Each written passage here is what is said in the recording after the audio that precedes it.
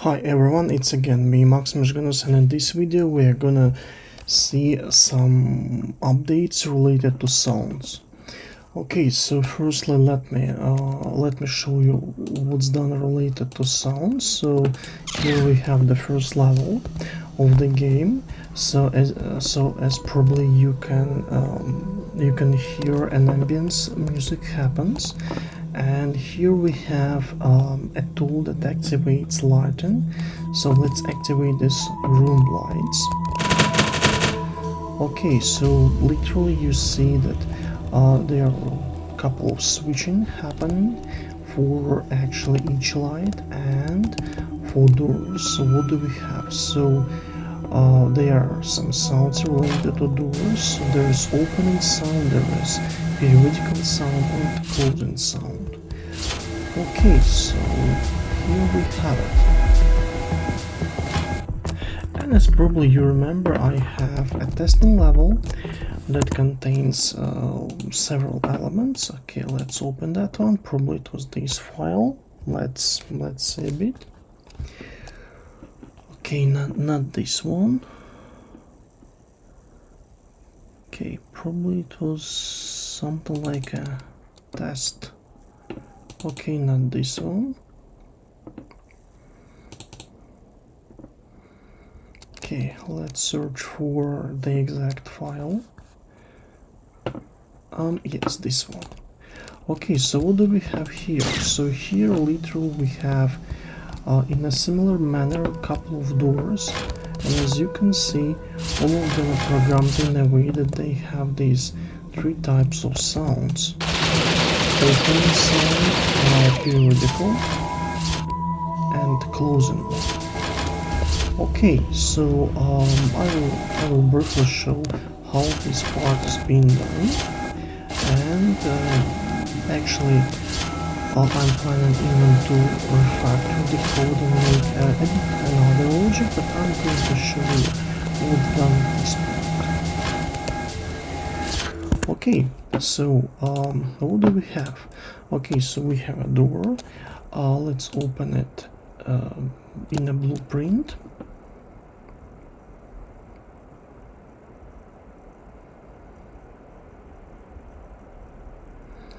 Okay, so blueprint is opened, and what do we have? We have interactable, and in interactables we have following parameters.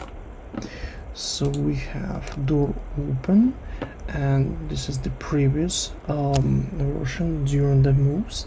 So literally it's kind of position between 0 and 1 that says 0 for totally closed one and 1 for totally opened one.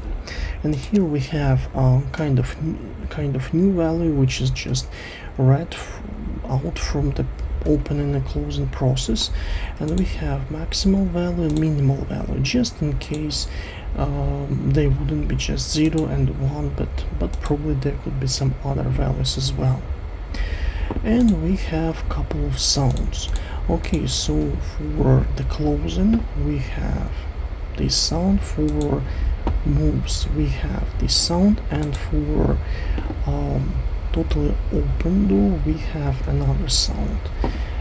And here we have an absolute seconds as the timer in the game, which says when the sound should be over and when we're about to start another sound, which is quite nicely for periodical sounds. Okay, so what else do we have here? So here we have all these parameters and how they're being used. So here we have the blueprint of the door. Okay, so we have it, and in the construction script, which actually is a constructor of the class, we have the following code. So based on the state of the door, we assign 0 or 1 for this parameter, and then we just use that parameter for fixing a door position. Okay, so what do we have here? Here we have just the timeline that contains a so-called opened parameter, and this open parameter is just a value between 0 and 1. So as you can see, here we have 0, here we have 1, and the duration for switching between 0 and 1 actually is equal to the full actions which are happening in this timeline. So literally during the whole timeline we're changing this open parameter from 0 to 1 and from 1 to 0. We are going in the reverse direction. Okay, so what else is happening here? So each time we are making any changes, or we are going through the timeline, we will write a new value of this open parameter, so we can compare if something really happened, if old parameter is not the same as the previous one, and then if they are not the same, so it means so doors are moving. There are three portions of codes. So the first one actually takes the position of the door and modifies the position of door parts. Okay, so let me show you those door parts. So we have this part, we have this part, we have this part, and so on.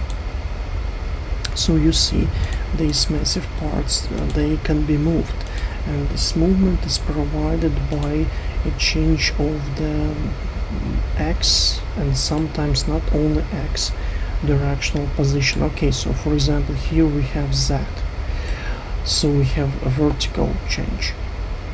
Okay, but this is the first branch. So the second branch is play door sound, and this is the event which actually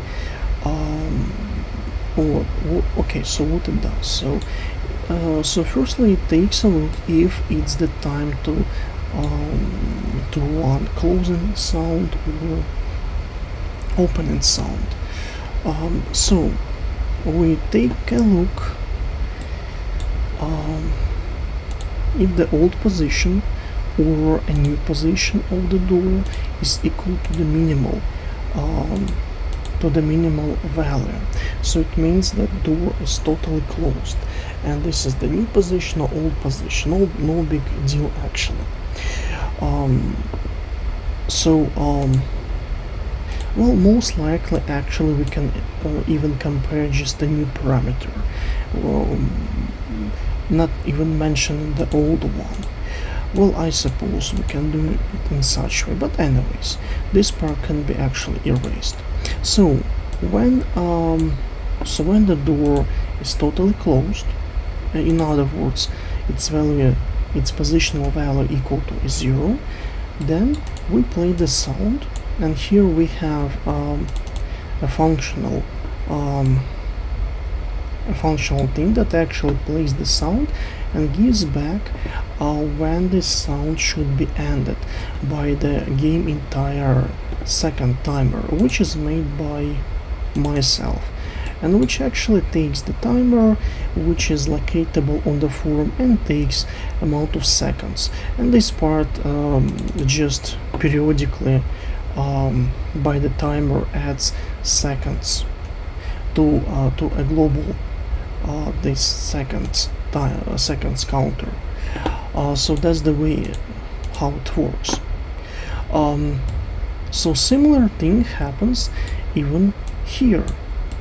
So when door is closed, so when its position equaled, when the door is totally opened, so its position is 1, so totally opened, then we try to play the sound which goes for totally opened case, and then we take a look if we have the position, the new position of the door, which is between 0 and 1, but not equal to 0 and not equal to 1. Then if it's the time for playing another sound, in other words the previous sound actually ended, then we play the periodical sound of the movement, and then we say that, well, this sound will be finished in a specific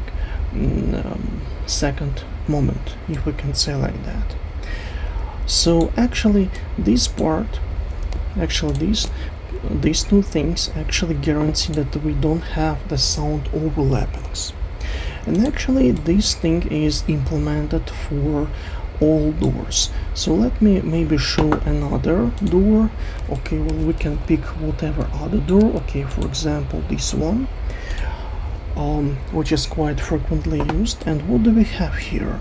Well, again, in the constructor script we have door position opened between 0 and 1 based on the state of the door, which is made by me for each interactable element. So here we have a couple of states of them, and we we update the door position.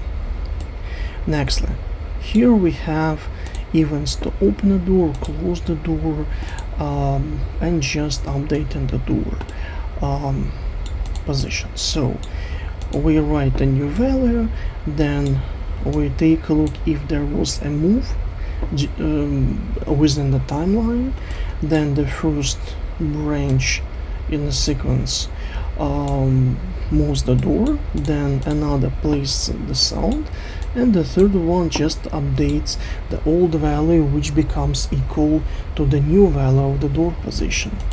And actually that's the full story about this. So, and what I'm thinking to do, well, I'm thinking to make this process a bit different, but about this new and updated version I will create another video, and you will be able to take a look how it will be implemented. And I'm thinking to implement two directional sounds, like closing sound and opening sound when the door is opening and is closing. So I'm going to make two different sound sequences. Okay, so for today that's all from my side. So please be updated to the game. Try to run one because it's available in itch.io. So let me demonstrate you where you can download this. Okay, so we can go to ZhiguSpace website. Okay, so I have some internet lags here, so let's wait a bit for the website.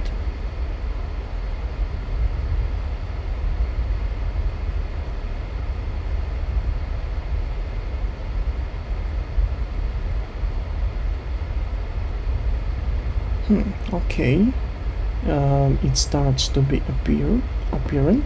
Okay, and here you can click on the start playing button, and you will be redirected to itch.io page, and you can download the latest version, which already contains some sounds updates.